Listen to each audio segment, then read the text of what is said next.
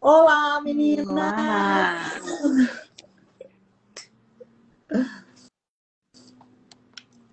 Olá, tudo bem, Marília? Tudo bom, tudo bem. Feliz demais de estar com essas super irmãs aqui.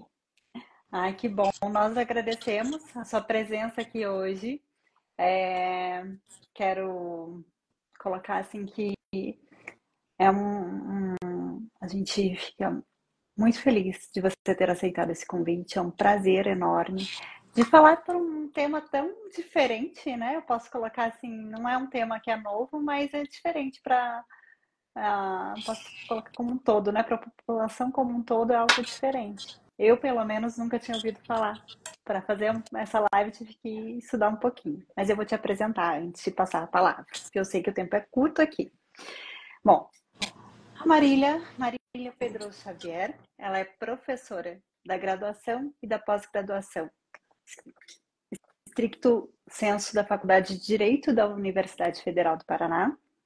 Ela é doutora em Direito Civil pela USP. Ela é mestre e graduada pela Universidade Federal do Paraná. Ela é coordenadora geral da Escola Superior de Advocacia da OAB Paraná. Além de tudo isso, advogada.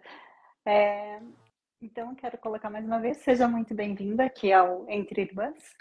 E vou passar a palavra para você já te perguntando, né?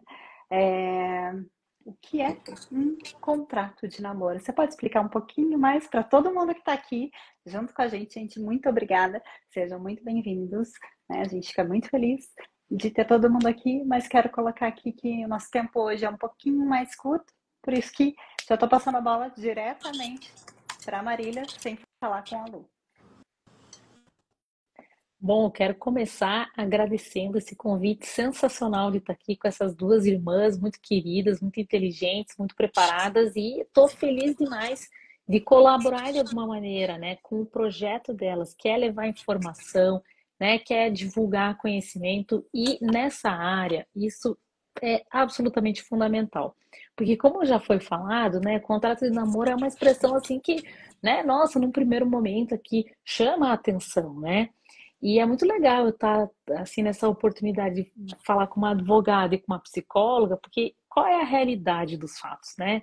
A realidade é que os casais, eles primeiro fazem um contrato psicológico, um contrato afetivo. E muitas vezes esse contrato ele é não verbal, muitas vezes esse contrato, né, ele fica no ar também. E aí a gente tem muitas vezes um problema lá na nossa área, né, Lu, que é a área jurídica. Por quê? Porque a gente sempre vai lembrar daquele ditado tão antigo e tão verdadeiro que é o que é combinado não é caro. Porque qual é o melhor momento para a gente estabelecer as regras do jogo, as regras de uma brincadeira, antes que ela comece? Se a gente mexe no meio, bagunça. Mas vamos lá, o que tudo isso que eu acabei de dizer tem a ver com o contrato de namoro? Hoje a gente tem um conceito de união estável, né, que é uma das formas da gente constituir família para fins jurídicos aqui no nosso país. Ao lado do casamento, a gente pode também ter a união estável. Hoje essas uniões, inclusive, elas são praticamente equiparadas, né, Lu? E aí, assim, qual que é a questão? O conceito é união pública, contínua e duradoura e com o objetivo de constituir família. E aí é que a gente vai ter um grande problema. Por quê? Porque muitas vezes nós vamos ter casais que vão olhar e vão falar, pô, a gente está há 4 anos juntos, por exemplo. E aí? Né? A gente tem uma união que é pública, que é contínua, que é duradoura. E aí? Será que ela é uma união estável ou não? O que vai diferenciar é o objetivo de constituir família. Só que assim, isso aqui os nossos amigos da psicologia vão saber muito mais do que a gente, né? Como é controverso dizer se uma pessoa tem objetivo de constituir família ou não. Até porque talvez a Lu tenha um conceito de família, né? Talvez eu tenha outro, talvez o juiz tenha outro ainda. Então, assim, qual é a maneira mais segura hoje para que um casal, de maneira preventiva, se acautele que o relacionamento não vai ser confundido no Poder Judiciário como a união estável? É fazer um contrato de namoro. Lá eles vão deixar claro, tá? Que esse objetivo de constituir família, ele não está presente, tá? Eles querem ter uma relação afetiva, respeitosa, né?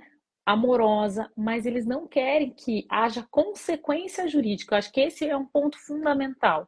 Eles não querem que fique uma situação em que, se acabar o relacionamento, seja porque uma das partes faleceu, seja porque uma das partes quis romper, que eles tenham uma confusão de bens, que um tenha que pagar pensão para o outro, que tenha partilha de bens, que tenha herança, né? Então, eu acho que esse é o ponto fundamental aqui para a gente alinhar a nossa conversa. Marília, deixa eu te dar primeiro as boas-vindas, né, minha amiga, que sempre que eu precisei, que sempre que solicitei, ela está ali pronta para conversar, para dialogar. Já tivemos essa oportunidade dentro da universidade e hoje aqui nessa live, o nosso Entre Irmãs. Então, seja muito bem-vinda e, como eu te disse, é um bate-papo como se estivéssemos no sofá da nossa casa. Ali eu já vou pegar o comentário aqui, a pergunta da Isa Macedo, que eu já sei que foi sua aluna. Talvez o elemento temporário seja um diferencial. O namoro parece ser um estado passageiro. Será? Acho que a Marília até colocou essa questão no sentido de que da questão de constituir família, mas aí a gente está reduzindo demais o conceito de família àquilo que de repente a gente tem por conceitual, por família, mas que a gente sabe que hoje até é ampliado esse conceito. E é claro que passa por um subjetivismo. Mas o que eu queria te perguntar, Marília, diante do que você colocou, algumas dúvidas certamente surgem do lado de lá. Tá, mas se é para eu diferenciar da união estável para que não tenha uma comunicabilidade de bens ou que isso não reflita numa esfera jurídica, pergunto, é possível, numa relação de namoro, estabelecer um contrato sobre, por exemplo, os cuidados com o pet em comum? E aí vou emendar uma outra pergunta. Somos só namorados, moramos cada um na sua casa, não queremos divisão de bens, o que é meu e o que é seu é seu. Mas, para fins de economizar, resolvemos investir num terreno novo para construir um sobrado e vender futuramente e partilhar esse valor. E aí, rola colocar isso num contrato de namoro? Como que funciona? É possível? Ainda é muito precoce para falar que isso poderia compor um contrato de namoro? Ou já estaríamos aí encaminhando, enveredando para uma união estável, mas sem a coabitação? Como que fica essa questão? Acho que a cabeça de muita gente deve ficar um bolo só com tudo isso, né? Porque eu quero te parabenizar pela matéria do Fantástico. Foi uma matéria curtinha ali, mas que colocaram algumas questões de dizer eu te amo, ficaram muito no campo da afetividade.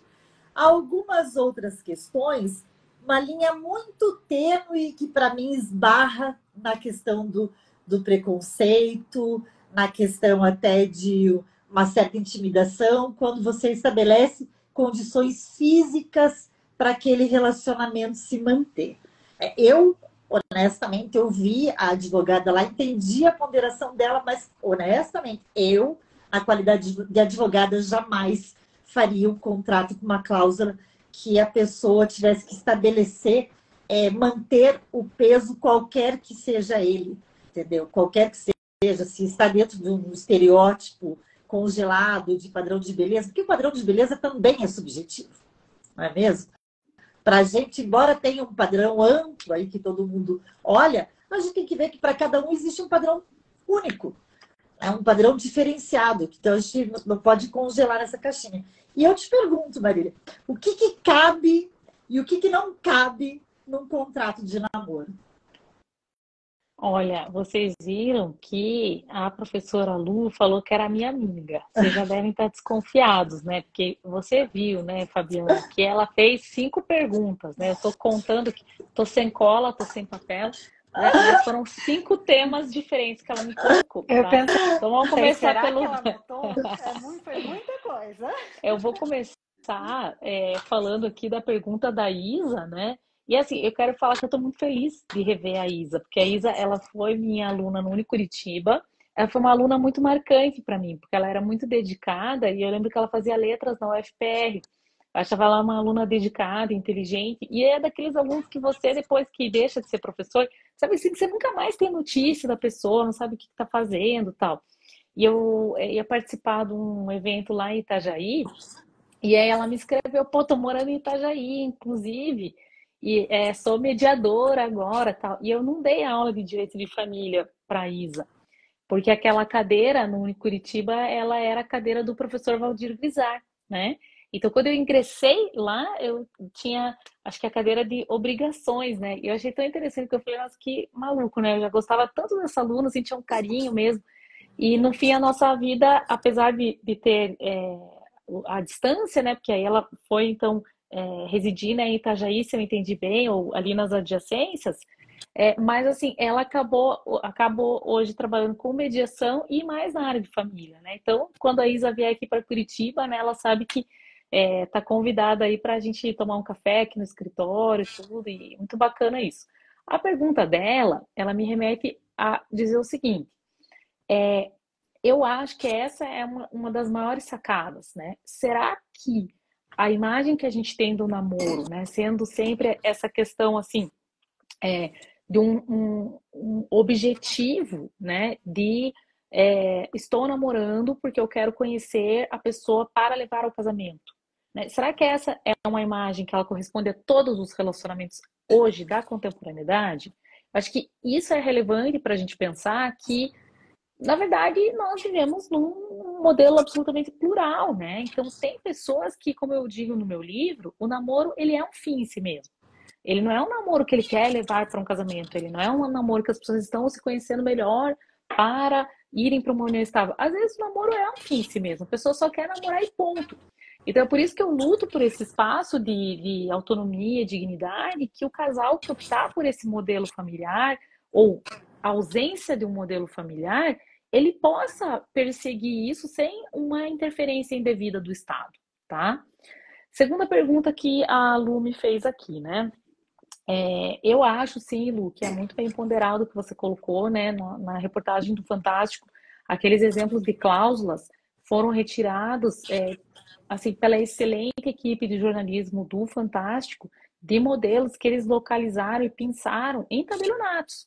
Então, isso para mim é muito assustador, né? E isso mostra como, lamentavelmente, muitas vezes as pessoas não estão contratando profissionais que sejam especialistas e que vão guiar de uma maneira segura. Porque, na minha visão, né, polêmicas à parte, nada adianta você colocar uma cláusula, né, que até o próprio desembargador Sigurd, né, Benson, falou, olha, não adianta ficar colocando cláusulas que vão exacerbar ali a legalidade, porque isso não vai ter um respaldo nos tribunais. Então, eu acho que o profissional ético, ele não vai direcionar o seu cliente para isso, porque isso não vai ter nenhum efeito, né? Vai ser pior, isso inclusive pode até, né, levar até uma visão um pouco maculada do Instituto. Então, muitas pessoas perguntam, puxa, Marília, mas por que que você, no seu livro, você foi lá e disponibilizou 25 modelos de cláusulas? Por que que na terceira edição do seu livro você disponibilizou um modelo básico feito pela Priscila Agapito, né, tabeliã de São Paulo? Porque eu quero que as pessoas que usem, que façam contrato de namoro, façam certo, né? Essa minha obra, ela é fruto de uma pesquisa da minha dissertação de mestrado, né, na UFPR. Então, assim, eu venho da universidade pública. Então, o meu objetivo não é um objetivo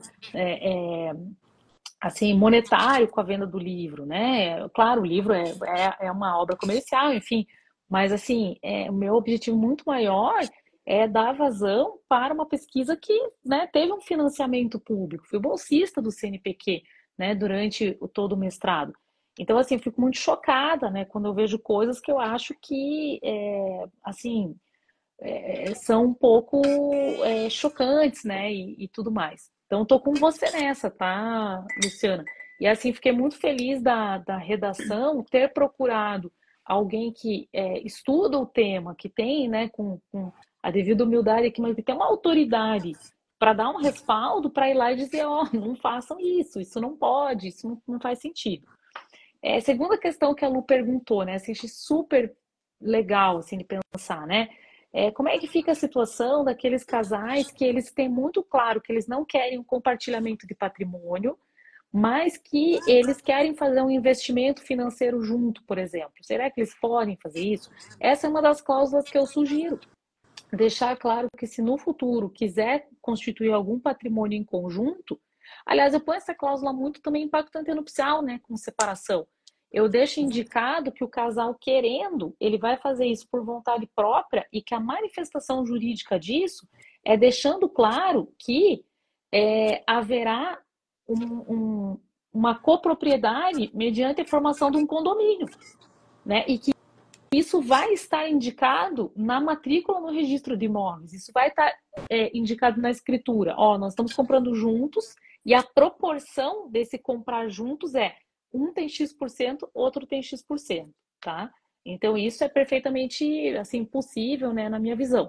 Acho que em relação a morar junto, o STJ, felizmente, já deu algumas balizas importantes, dizendo assim, que a coabitação, ela é um elemento relevante, mas não é determinante para dizer que a parte está em união estável, porque muitas vezes a pessoa reside junto até para economizar recursos, né? A gente teve muito exemplo da pandemia também, né? Com circunstâncias ali específicas, né? Agora, o ponto número 5 aí, né? Que foi colocado, que é a questão dos animais de estimação, esse eu já acho mais delicado, porque como hoje a gente tem muito aquela ideia, né? De ter a família multiespécie com o animal de estimação, muitas vezes você ter 2 tutores juntos vai talvez dar um indício ali de que já há uma formação, né, maior. Agora, a gente vê muitos tutores, muitos animais que têm, vamos dizer assim, pluralidade de tutores e que não é necessariamente uma relação conjugal de companheirismo, né? Então, acho que talvez aqui seja importante, né, olhar isso assim, no caso concreto, sabe, Lu? Mas bem legal a tua ponderação, bem interessante. Porque Na verdade, eu fiz essas colocações pensando numa vida real, naquilo que realmente pode acontecer durante um namoro e que não é algo assim, nossa, extraordinário. Acho até bastante viável que ocorra. E daí como que se daria, né, se isso seria plausível dentro de um contrato. Como eu te falei, algumas questões de ordem prática e mesmo que tenham reflexos jurídicos posteriormente, entendo que são perfeitamente cabíveis. Agora, obviamente, por um outro lado, eu penso que não dá para você estabelecer critérios e cláusulas e condições que esbarrem até em direitos fundamentais, né, constitucionalmente previstos, como é o caso daquela questão de medir de determinar um perfil físico ali para a pessoa durante o namoro. Depois que terminar, você pode ficar como você quiser. Mas durante o namoro você tem que manter o peso X. Agora me permita só isso. falar uma coisa. Eu acho isso surreal, acho isso completamente absurdo, acho assim, até assim, fico perplexa com isso, mas eu quero te dizer uma coisa. Em termos jurídicos, essa é uma cláusula que ela é nula para um contrato de namoro, mas ela também é nula para um pacto antenupcial e ela também é nula para uma escritura pública de união estável. Então, ela é o que em me qualquer parece aqui? situação, né? Exatamente. Então, o que eu quero chamar a atenção aqui com esse parênteses aqui, né, que sou grata que você me permitiu fazer, é que o problema não é o instrumento, o contrato de namoro, o problema é a cláusula. Porque essa seria uma cláusula nula em qualquer coisa. E quando a gente faz pesquisa, né, a professora Simone Tassinari Cardoso, da URGS, tem assim, obras bem interessantes nesse sentido, né? Quando a gente vê, por exemplo, pesquisa em impactos antenupciais, nossa, é assustador. Muitas vezes a gente também se depara com cláusulas completamente absurdas, né? E aí a pergunta sempre ela é a mesma. É obrigatório ter um advogado, uma advogada para fazer esses instrumentos?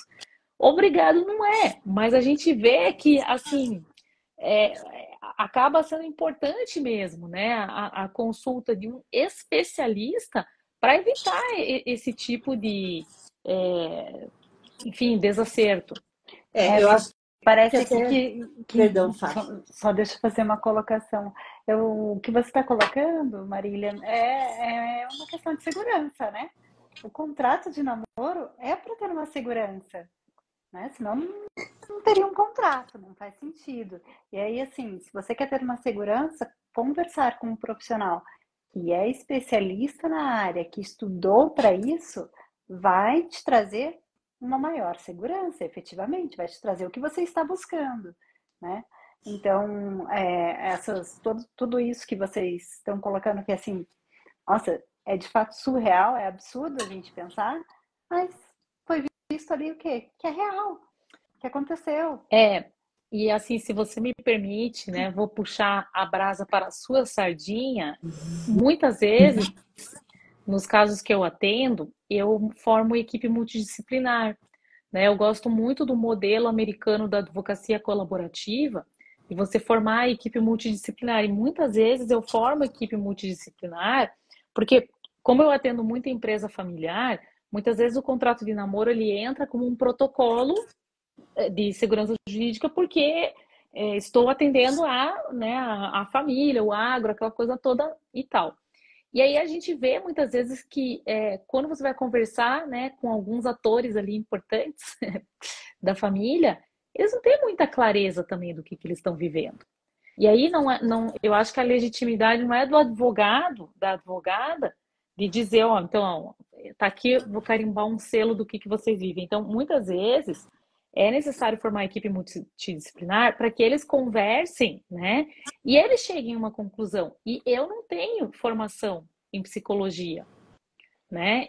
Eu posso ter feito cursos de sensibilização, eu fiz muitos cursos de análise transacional, eu fiz muitos cursos com o psiquiatra Roberto Chiniachik, que é um grande descendente, né, do Guy Arça, que eu acho que foi assim um dos maiores profissionais que já existiram e tudo, mas assim, né, o próprio conhecimento, né, Lu, da mediação que a gente tem, isso de maneira alguma nos legitima a adentrar no campo dos nossos amigos e amigas psicólogos. Então a gente tem que ter muito respeito pela cadeira profissional de cada um e tem que formar a equipe multidisciplinar, porque muitas vezes esse casal não debateu o assunto, né? Então, assim, muitas vezes as perguntas que me fazem de problemas, no caso concreto, assim, em entrevistas, ou até esses casos que a gente comentou aqui, eu acho que o que faltou foi isso, sabe?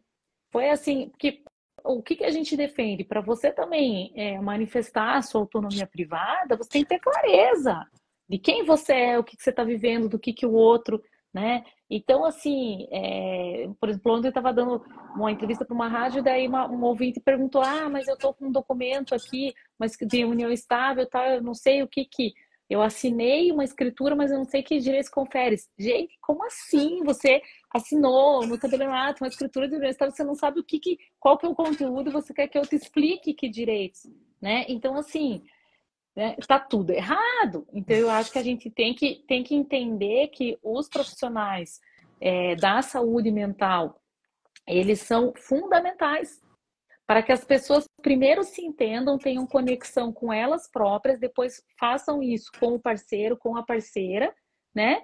E cheguem numa conclusão para que o advogado coloque tudo aquilo que elas entendem no jargão jurídico, mas o protagonismo é do casal, não é nosso. Com certeza. Vou colocar aqui eu concordo, Maria. Só um pouquinho. Na minha profissão, eu sou terapeuta de casal e família, tá? Minha formação é essa, por isso que, sim, eu te digo que, de fato, né, você pontuou aí muito bem, colocou muito bem. E como indivíduo, né? Primeiro se conhecer como indivíduo, e aí depois passar isso para o casal, né? Do que eles querem. É exatamente a maneira como você colocou. A clareza, né? O entendimento do que eles querem. Muitas vezes chegam até vocês sem saber o que querem. E muitas vezes sem saber se aquilo é possível. O que eu ia te colocar, Marília, é que isso pode até esbarrar num vício de consentimento, a depender de como a situação é levada para o outro parceiro. Entendeu? Por exemplo, eu posso maquiar ali uma situação para evitar até um compromisso que a união estável me traria e fazer disso um contrato que foi plenamente ajustado entre os dois. Eu acho que é importante ter um profissional que entenda primeiramente, que entenda também das consequências jurídicas, caso existentes em determinados contratos, para esclarecer, olha, isso aqui você está se comprometendo com isso. É isso mesmo? Ficou claro para você? Que é mais ou menos até, Marília, aquilo que a gente faz nas sessões de mediação. Embora a gente não influencie, a gente não decida e o protagonismo seja das partes, alguns esclarecimentos às vezes se fazem necessários quando a gente percebe que a parte não compreendeu o que está sendo colocado ali. E aí você fala de comunicação. Exatamente, porque a comunicação é o que como o outro entende, não como você Exatamente. diz, né? Eu coloquei no fixado ali um comentário que é mais até um elogio ali, mas bem gostoso de ler, Marília, para nós que somos professoras. Professora maravilhosa, estou fazendo agora meu TCC sobre a possibilidade do contrato de namoro descaracterizar a união estável. Estou usando a obra da professora Marília. Ó, eu quero dizer para vocês, eu faço propaganda, tá, gente? Porque o canal é nosso e a gente faz mesmo. Tem que E eu fazer. faço com propriedade, porque eu li esse livro. No ano passado, Marília, foi que você esteve lá me dando uma palestra? Foi no ano retrasado. Olha, eu acho que foi ano retrasado, porque ano passado eu lancei a terceira edição, que daí é a capa azulzinha. Não, a minha é a segunda edição. Então, e aí, ó, tá te devendo uma, hein, Luciana? Tenho que te mandar por favor, uma, então. Vou ficar esperando e vou te cobrar. Daqui eu recomendo, também, tá? gente, leiam. Ela não é só uma obra para quem faz direito, para quem advoga na área, porque eu acho que todo mundo precisa desse conhecimento. E um dos objetivos primordiais aqui do nosso canal Entre Irmãs é levar a informação, poder esclarecer, desmistificar, clarear algumas questões, alguns conceitos, para tornar a vida de todo mundo mais simples. Marília, eu estou colocando aqui porque eu sei que você tem um compromisso. Quero dizer que a Fábio leu o currículo da Marília, mas a Marília tem uma função que também é bem importante, que é a maternidade. E hoje ela teve um percalço na rede de apoio, ficou ali com um braço difícil e ela vai precisar se ausentar. Então, antes, Marília, eu quero passar a palavra para você de novo, para que você encerre com a tua mensagem, enfim. E aí nós vamos continuar aqui, eu e a Fábio, mais um pouquinho, para verificar se ainda ficou alguma pergunta sem responder. E a gente passa para a Marília também, e a gente não tem problema em arrumar um outro dia para a Marília continuar o bate-papo com a gente, porque com certeza esse assunto rende, e rende muito. Vai render. Vamos lá, Marília. Maravilha. Então a gente voltou rapidinho aqui só para se despedir. Então quero agradecer demais essas duas irmãs queridíssimas aí, esse diálogo entre o direito e a psicologia tem tudo a ver, né, com o nosso tema aqui, e quero que vocês continuem assim, né, unidas e levando informação de qualidade e levando aí uma reflexão de altíssimo nível, mas dessa forma leve, né, com esse bate-papo gostoso.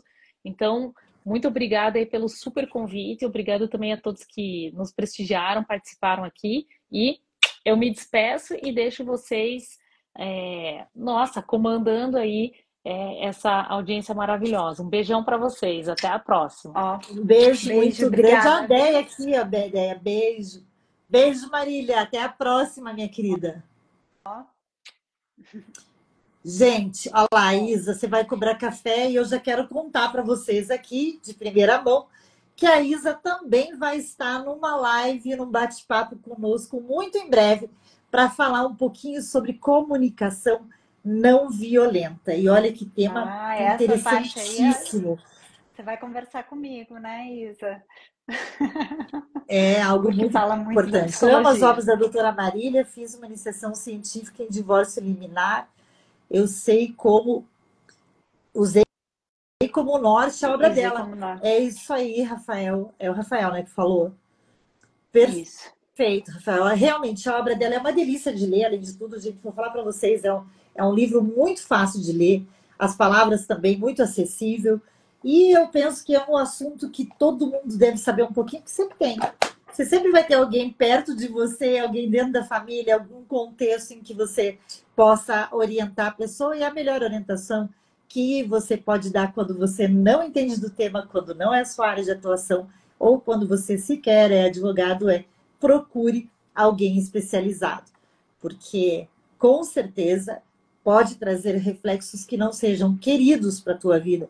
Então, quando você busca alguém que esteja afinado com a matéria, que seja efetivamente atuante na disciplina, atuante com a matéria, você não vai correr esse risco e vai ter uma orientação perfeita dentro daquilo que você pretende. Como Fábio, a doutora acho que nós Marília vamos colocou. aqui caminhar para um final, né? A nossa próxima live aqui do Entre Irmãs, queria colocar para vocês, vai ser com um tema bastante delicado, sensível, mas muito necessário e importante. E a convidada do Entre Irmãs da próxima semana é a irmã Fabiana, que vai falar sobre o tema. Oi, tem lugar para mim aí? Como é o dia a dia, os desafios, as superações que passam uma pessoa com deficiência? Você quer saber mais sobre essa história? Fica com a gente semana que vem, então, toda terça, lembrando, no mesmo horário, aqui no canal. Vocês podem vir conversar com a gente e entender um pouquinho mais sobre isso. Fábio, quer deixar o teu recado final? Sim, eu quero. Bom, primeiro quero falar aqui sobre a live de hoje, né? Jana, linda. Foi... Desculpa. TDAH. Também sou tua fã, amiga. Foi uma live de bastante esclarecimento, né? Eu não conhecia esse termo, contrato de namoro, não sabia que era possível. Quando a Lu sugeriu, aí eu fui ler sobre, fui pesquisar sobre, para entender. De bastante utilidade para quem está namorando, né? Quer ter uma segurança aí, não quer fazer um contrato pensando em ter uma família, não quer. Existe o contrato de namoro, que é algo para mim totalmente novo, mas fundamental a gente saber. E falando da live da semana que vem, que é sobre a minha vida. Só um pouquinho antes de você falar da live semana que vem, Fábio. Só vou fazer uma emenda aqui em relação à live de hoje. Por que a gente quis trazer esse tema? Não só porque contrato de namoro está em voga, saiu no Fantástico, até porque saiu depois que a gente já tinha anunciado a live, mas porque nós vivemos tempos de liquidez até nas nossas relações e o amor não é diferente. É claro que a gente precisa desmistificar e desconstruir aquela ideia do amor romântico, gente, porque não existe mesmo. O amor é algo possível, algo que transita na nossa vida, que vai ter seus altos e baixos, vai ter dias de flores, vai ter dias de rusgas e tudo mais, e que seja infinito enquanto dure, não vai deixar de ser amor, porque um dia acabou o relacionamento. Mas a gente está colocando isso para a gente também refletir sobre a liquidez das relações da nossa vida. Não tá bom, descarto, geração fast food, sabe? E a gente tem feito muito isso também com os relacionamentos. Seja de amizade, seja no trabalho, seja num relacionamento afetivo entre duas pessoas que se gostam e que decidiram caminhar juntos, sabe Deus por quanto tempo, pela vida inteira ou por quanto tempo durar, mas que seja infinito e intenso enquanto dure. É isso, gente, para encerrar o tema. E a Fábia agora devolvo a palavra para falar um pouquinho sobre a live da semana que vem. Semana que vem eu vou contar um pouquinho da minha história de vida, né? Eu nasci com paralisia cerebral, para quem não sabe, e vou contar sobre as superações e os desafios que, ao longo da minha vida, até a minha idade adulta, eu tive e sigo tendo, né? Porque isso não termina, né? Nem as minhas superações e nem os meus desafios. E graças a Deus, né? Que significa que tem vida. Então, quem puder vir aqui e participar e também divulgar para aquele que você vê que vai valer a pena assistir. Então, a gente espera vocês aqui na próxima semana, terça-feira, no Entre Irmãs, para falar um pouquinho de como é ter uma deficiência, né? Os desafios e as superações. Tá bom? Aquele beijo para todos vocês. Beijos, Fiquem conosco, obrigada. então, na próxima semana. Esperamos todos e todas para mais um Entre Irmãs. E sejam bem-vindos aqueles que estão chegando agora. Permaneçam com a gente, que vem muita coisa boa por aí. Aquele beijo. Amo você também, Ké. Que bom que você conseguiu ficar aqui. Isa, você está na nossa agenda. Nós vamos ajustar só dia e horário, mas está tudo certo, confirmadíssimo. Para uma comunicação não violenta, que aí certamente as relações também vão durar mais e vão ser infinitas dentro daquele espaço em que for possível. Beijo para todos vocês. Beijo, Até a até próxima. logo. Tchau, tchau.